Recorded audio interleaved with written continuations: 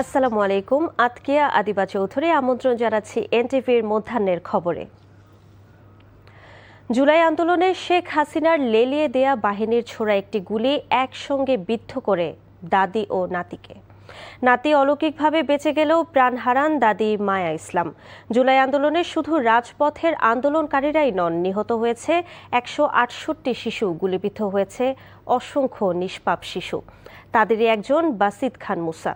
দেশ বিদেশে দীর্ঘ চিকিৎসার পর কিছুটা সুস্থ হলেও শরীরের ডান পাশ এখনও প্রায় অচল। চিকিৎসকেরা বলছেন নিয়মিত চিকিৎসা চললে স্বাভাবিক জীবনে ফেরার সম্ভাবনা আছে, কিন্তু প্রয়োজনীয় সরকারি সহযোগিতা না পাওয়ায় সেই চিকিৎসায় এখন অনিশ্চয়তার মুখে। রাজু আহমেদ রুবেলের ছবিতে শাহাদাত অভ্রের রিপোর্ট। যখন আমি নিচে নামি তখন হঠাৎ বাইরে থেকে একটা গুলির শব্দ আসে। গুলির শব্দ আসার পর দেখি যে ও মাটিতে পড়ে আছে, মানে আমার থেকে খানিকটা দূরে। যে গুলিতে মুসা আহত হয়েছে ঠিক সেই গুলিটা তার পেটের ভিতরে লাগে। ডক্টর আমাদের 7টার দিকে ঘোষণা দেয় যে আমার মা পৃথিবীতে বেঁচে নেই। মুসার মুখে নিষ্পাপ হাসি দেখে বোঝার উপায় নেই কি ভয়াবহ সময় পেরিয়ে এসেছে সে। গুলিবিদ্ধ হওয়ার পর টানা 3 মাস চোখ খুলতে পারেনি, 9 মাস পর্যন্ত উচ্চারণ করতে পারেনি একটি শব্দ। গত 2 বছর ধরে খাবার খেতে হচ্ছে নলের মাধ্যমে। ডান হাত থেকে ডান পা, শরীরের প্রায় পুরো ডান পাশই এখন পক্ষাঘাতগ্রস্ত। মাথার এক পাশের খুলি কৃত্রিমভাবে স্থাপিত করা হয়েছে, তবুও শিশুটি খেলতে চায়।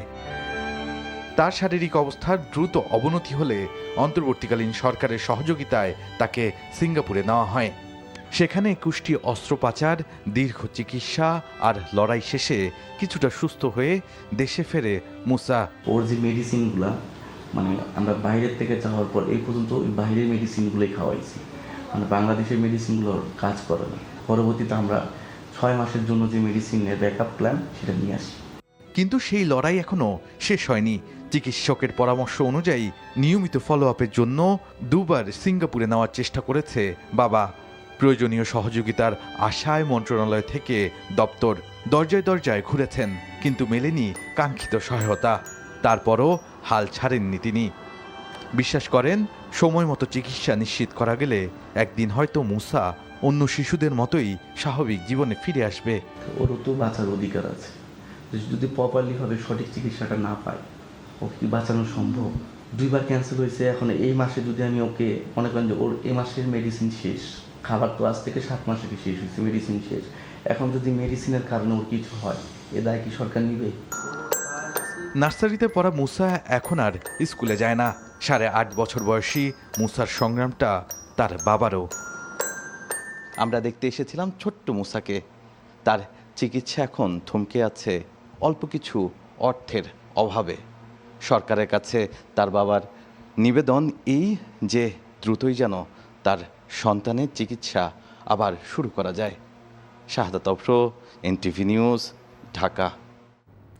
3 দিনের সফরে আজ ঢাকায় আসছেন যুক্তরাষ্ট্রের দক্ষিণ ও মধ্য এশিয়া বিষয়ক বিশেষ দূত সার্জিও গর। প্রধানমন্ত্রী তারেক রহমান ও পররাষ্ট্রমন্ত্রী খলিলুর রহমানের সঙ্গে সাক্ষাৎ করবেন তিনি। এছাড়া বিভিন্ন রাজনৈতিক দলের নেতা, পেশাজীবী ও নাগরিক সমাজের প্রতিনিধিদের সঙ্গেও তিনি মতবিনিময় করবেন। পরিদর্শন করবেন কক্সবাজারের রোহিঙ্গা শরণার্থী শিবির। সংশ্লিষ্টরা বলছেন সার্জিও গরের সফরের মূল লক্ষ্য হতে পারে বাংলাদেশের পররাষ্ট্র নীতির অগ্রাধিকার এবং ঢাকা ওয়াশিংটনের সম্পর্ক নিয়ে আলোচনা করা।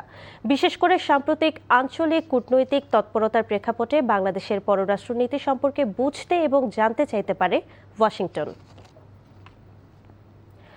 প্রতিবন্ধী 3 ব্যক্তির হাতে নিয়োগপত্র তুলে দিয়েছেন প্রধানমন্ত্রী তারেক রহমান। সচিবালয়ে নিজের দপ্তরে তাদের হাতে এই নিয়োগপত্র তুলে দেন তিনি। কর্মসংস্থানের মাধ্যমে প্রতিবন্ধী ব্যক্তিদের আত্মনির্ভরশীল করে তোলা এবং সমাজের মূলধারায় সম্পৃক্ত করার লক্ষ্যে তাদের হাতে নিয়োগপত্র দেয়া হয়। নিয়োগপ্রাপ্ত 3 জন হলেন গাইবান্ধার সাঘাটা উপজেলার আয়েশা আক্তার, সিরাজগঞ্জের কামারখন্দ উপজেলার নীলা খাতুন এবং নড়াইল সদরের মোহাম্মদ হাসমত আলী। আয়েশা আক্তার ও নীলা খাতুন দুজনের শারীরিক প্রতিবন্ধী। জন্ম থেকেই 2 হাত না থাকা নীলা খাতুন পা দিয়ে লিখে স্নাতকোত্তর সম্পন্ন করেছেন। তাকে রাজধানীর মিরপুরের জাতীয় প্রতিবন্ধী উন্নয়ন ফাউন্ডেশনে শিক্ষক পদে নিয়োগ দেওয়া হয়েছে। আয়েশা আক্তারও মুখ দিয়ে লিখে সম্পন্ন করেছেন স্নাতকোত্তর।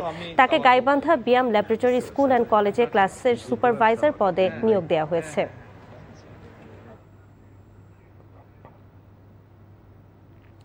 গ্যাস সংকটে ব্যাহত হচ্ছে গণপরিবহন, বাসাবাড়ির রান্না এবং কলকারখানার উৎপাদন।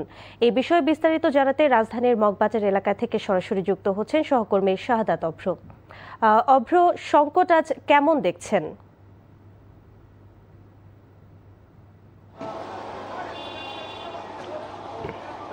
এই মুহূর্তে আমি আছি মগবাজারে, আর মগবাজারের যেই গ্যাস স্টেশন সেখানে এসে আমরা লক্ষ্য করেছি যে যারা ফজরের পরপর এসে লাইনে দাঁড়িয়েছেন তারা কিন্তু এসে মাত্র পৌঁছেছেন এখানে, মানে হচ্ছে প্রায় ৬-৭ ঘন্টাও কিন্তু অনেকে দাঁড়িয়ে থাকতে হয়েছে। আমরা আজকের যেই লাইনটি, এই লাইনটি কিন্তু আমরা লক্ষ্য করেছি ঠিক পৌঁছে গেছে বাংলা মোটর পর্যন্ত। এখন আমরা এখানে সিএনজির পাশাপাশি আমরা অনেকগুলো যেই বুথ আছে সিএনজি যেখান থেকে হচ্ছে ডিস্ট্রিবিউশন করা হয় সেগুলোর মধ্যে মাত্র 2টি এখানে চালু আছে। এছাড়াও অনেকগুলো পাম্পও কিন্তু আজকে বন্ধ আছে। বিশেষ করে আমরা গিয়েছিলাম পরিবাগের একটি পাম্পে, সেখানেও কিন্তু আমরা দেখেছি সেখানে একটি পাম্প বন্ধ আছে। এছাড়াও আমরা আশেপাশে বেশ কয়েকটি পাম্প ঘুরে দেখেছি, বেশ কয়েকটি পাম্পই কিন্তু আজকে বন্ধ আছে। আর এখানে এসে যেটি দেখতে পেয়েছি যে যেই গ্যাসের চাপ থাকে সাধারণত 220 পর্যন্ত, সেটি কিন্তু এখন 100-110-এ নেমে এসেছে। এই যে গ্যাসের চাপের কারণেও কিন্তু এই যে লম্বা সময় কিংবা সবাইকে নির্ধারিত তাদের যে চাহিদা অনুযায়ী যতখানি গ্যাস দেওয়ার কথা ততখানি দিতে পারছে না, বরঞ্চ সিএনজি চালকরা বলছেন যে তাদেরকে মাত্র 100 থেকে 120 টাকার গ্যাস দেওয়া হচ্ছে, যেটি থেকে তাদের সারাদিন তো দূরে থাক, বরঞ্চ দিনের 1-2টি টিপ মারলেই তাদের যেই পুরো গ্যাস অনেকাংশেই কমে এসেছে, যার কারণে প্রভাব পড়েছে ভাড়াতেও। যে ভাড়া আগে ছিল 100 টাকা, সেটি 150 থেকে 200 টাকা পর্যন্ত নিচ্ছে সিএনজি চালকরা। বাসাবাড়ির কথা বললেন আপনি, বাসাবাড়িতেও কিন্তু গ্যাস সংকট তীব্র হয়েছে। এই সংকট থেকে যত দ্রুত সম্ভব বেরিয়ে আসার আহ্বান জানিয়েছেন কিন্তু যারা এই গাড়ি চালক থেকে শুরু করে বাসাবাড়িতে যারা গ্যাসের সংকটে আছেন তারা। এই ছিল আমার কাছে সর্বশেষ।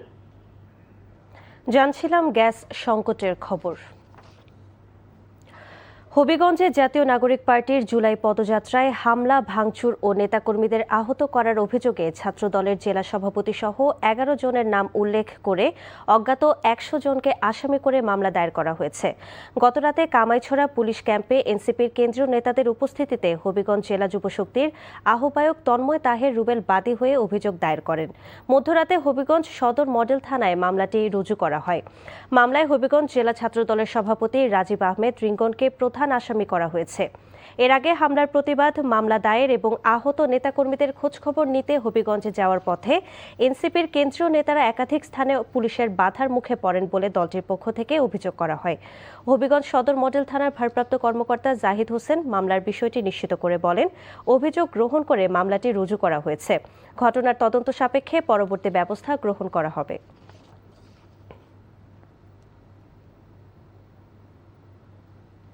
ট্রাইব্যুনালের আরও খবর জানতে এখন যাচ্ছি সেখানে স্পেশাল করেসপন্ডেন্ট হাসান জাবেদের কাছে। জাবেদ, লতিফ সিদ্দিকীকে কি হাজির করা হয়েছে কিনা এবং ট্রাইব্যুনালের আর কি খবর রয়েছে?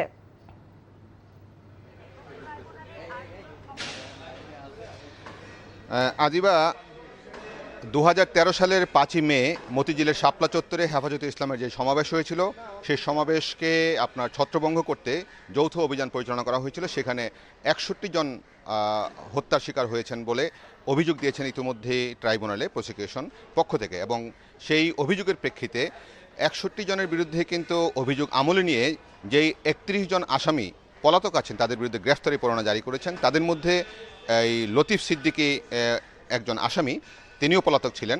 গতকাল তিনি কিন্তু শাহবাগ থানার অন্য একটি মামলায়, সন্ত্রাস বিরোধী আইনের মামলায় নিম্ন আদালতে তিনি হাজিরাও দিয়েছেন। সেখানে কিন্তু সাংবাদিকরা প্রশ্ন করেছিলেন এই মতিঝিল শাপলা চত্বর মামলা নিয়ে। তিনি তখন বলেছেন যে 28 আগস্টের মতন অপ্রস্তুত হয়ে আসেনি, প্রস্তুত হয়ে এসেছি। গাড়ির মধ্যে ব্যাগ আছে, কাপড় চোপড় আছে এবং খাতা কলম আছে লেখালেখি করার জন্য।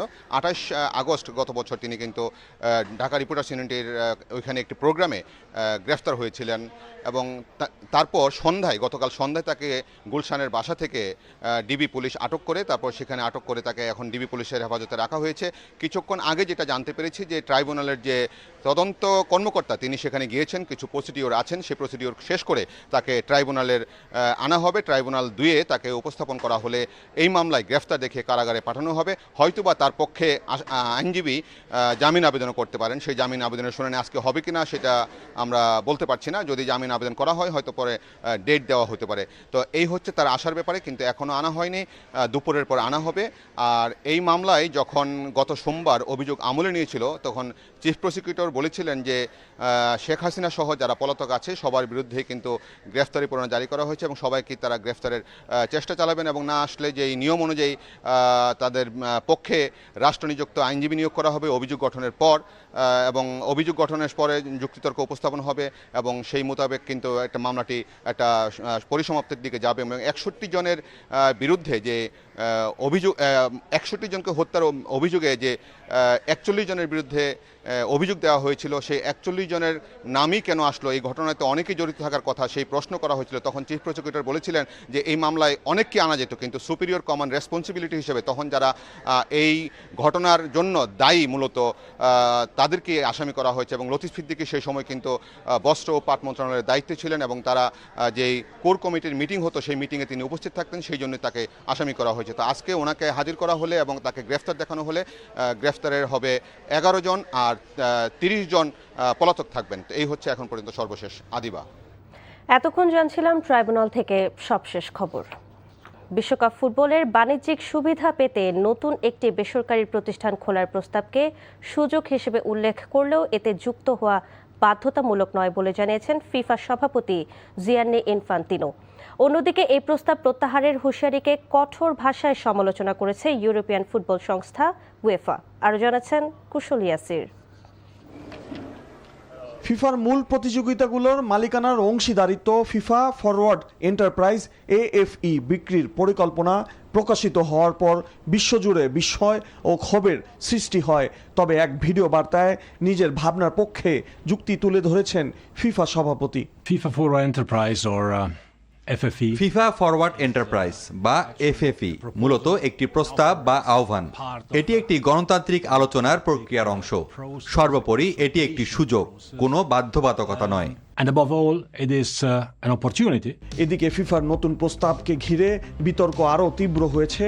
সদস্য ফুটবল অ্যাসোসিয়েশনগুলোর প্রস্তাবের পক্ষে সমর্থন জানাতে নির্দিষ্ট সময়সীমা বেঁধে দেয়া এবং তা না হলে এককালীন আর্থিক সহায়তার প্রস্তাব প্রত্যাহারের হুঁশিয়ারিকে কঠোর ভাষায় সমালোচনা করেছে উয়েফা। এক বিবৃতিতে ইউরোপীয় ফুটবলের সর্বোচ্চ সংস্থাটি জানিয়েছে এই ধরনের আলটিমেটামই ফিফার পরিকল্পনার প্রকৃত উদ্দেশ্য প্রকাশ করে। কুশল ইয়াসির, NTV স্পোর্টস ডেস্ক।